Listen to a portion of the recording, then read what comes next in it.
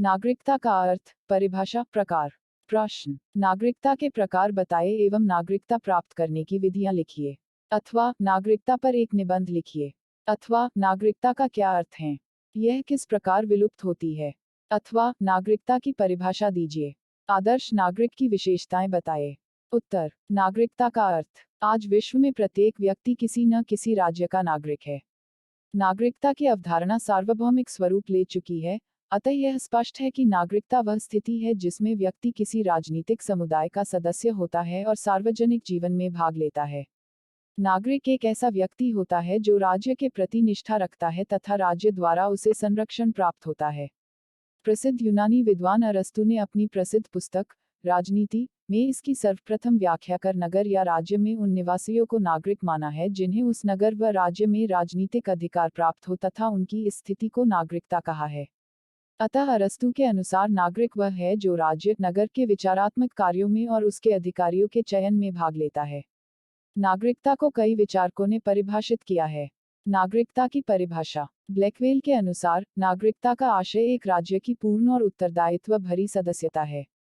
J.M.. विरलेट के अनुसार नागरिक राजनीतिक बंधन का सूत्र है और यह इसकी प्रकृति पर निर्भर करता है कि वह कितना मजबूत है।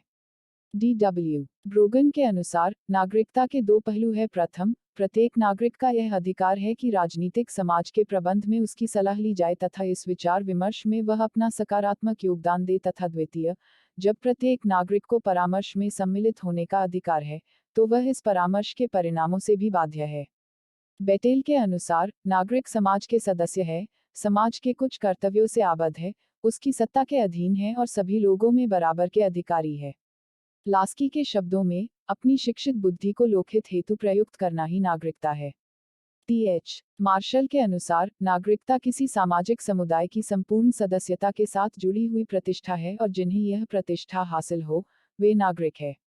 आर.सी. वर्मानी के अनुसार औपचारिक रूप से नागरिकता व्यक्ति और राज्य के बीच एक संबंध है जिसके द्वारा व्यक्ति राज्य की आज्ञाओं का पालन करता है और राज्य बदले में उसे सुरक्षा की गारंटी देता है। यह संबंध कानून द्वारा निश्चित होते हैं और अंतर्राष्ट्रीय कानून द्वारा मान्यता प्राप्त होते हैं। कोई भी व्यक्ति केवल राज्य के माध्यम से नागरिक हो सकता है। श्रीनिवास शास्त्री के अनुसार नागरिक वह है जो किसी राज्य का सदस्य है और समुदाय के उच्चतम नैतिक कल्याण को ध्यान में रखकर अपने को पूर्णता देने का प्रयास करता है।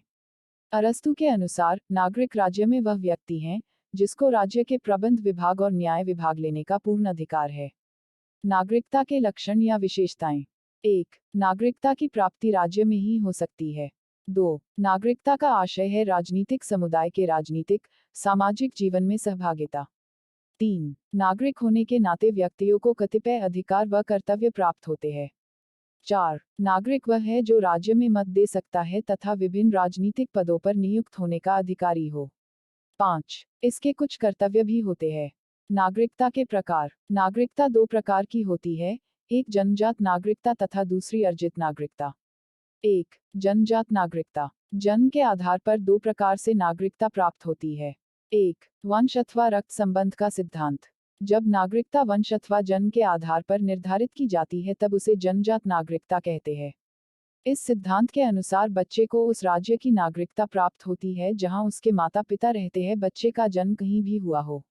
2. जन्मजात का सिद्धांत। यह सिद्धांत प्रथम सिद्धांत का विलोम है, अर्थात बच्चे के माता पिता कहीं के भी रहने वाले हों, पर बच्चे को नागरिकता वही की मिलेगी जहां उसका जन्म हुआ है। 2. देशीयकरण या अर्जित नागरिकता। यह नागरिकता देने की एक प्रक्रिया है। कोई भी व्यक्ति कहीं का भी निवासी हो अथवा उसका जन्म कहीं भी हुआ हो, वह एक निर्धारित प्रक्रिया का पालन करते हुए यदि किसी देश की नागरिकता के प्रार्थना पत्र देता है तो संबंधित देश अपने कानूनों के अनुसार उस प्रार्थना पत्र पर विचार कर कुछ निश्चित शर्तें पूरी करने की स्थिति में नागरिकता प्रदान कर देता है। आवेदक को निम्न शर्तें पूरी करनी होती है। 1. अपनी पूर्व की नागरिकता को त्यागना पड़ता है। 2. वह नए राज्य के प्रति राज्य भक्ति निष्ठा की शपथ लेता है। 3. नए राज्य में संबंधित राज्य के संविधान या कानून द्वारा निर्धारित अवधि तक निवास करना। 4. संविधान के प्रति निष्ठा प्रदर्शित करना। यह शर्तें संबंधित देश के कानून पर निर्भर करती है। इसके अलावा नागरिकता प्राप्त करने की वैधानिक प्रक्रिया विभिन्न देशों की भिन्न भिन्न हो सकती है। नागरिकता की प्राप्ति के प्रमुख आधार। 1. निवास। सभी देशों में ऐसा नियम है कि राज्य के अंतर्गत निश्चित अवधि तक निवास करने वाला व्यक्ति नागरिकता प्राप्त कर सकता है। 2. विवाह। अगर किसी देश की स्त्री दूसरे देश के पुरुष से विवाह कर ले, तो उस स्त्री को अपने पति के देश की नागरिकता मिल जाती है। 3. संपत्ति। कुछ लैटिन अमेरिकी देशों में अगर कोई व्यक्ति वहां संपत्ति खरीद लेता है, तो नागरिकता प्राप्त हो जाती है।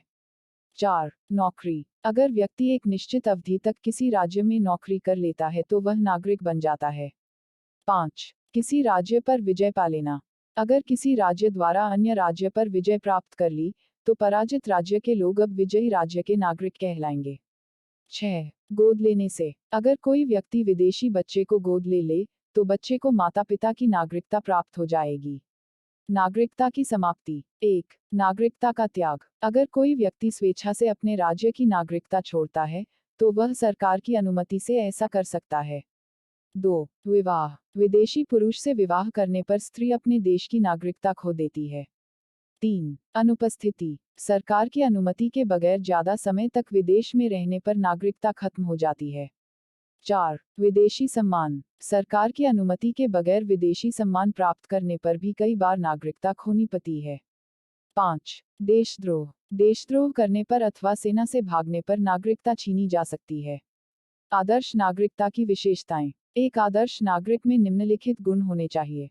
1. चरित्रवान। ऐसा व्यक्ति को सच्चा एवं ईमानदार हो, जिसमें निडरता एवं दृढ़ता हो, सिद्धांतवादी हो, वही आदर्श नागरिक है। 2. वैचारिक उदारता। व्यक्ति को पारस्परिक व्यवहार हेतु उदार विचारों का होना चाहिए, तभी आवश्यक सामंजस्य स्थापित हो सकता है। ऐसा व्यक्ति ही आदर्श नागरिक है।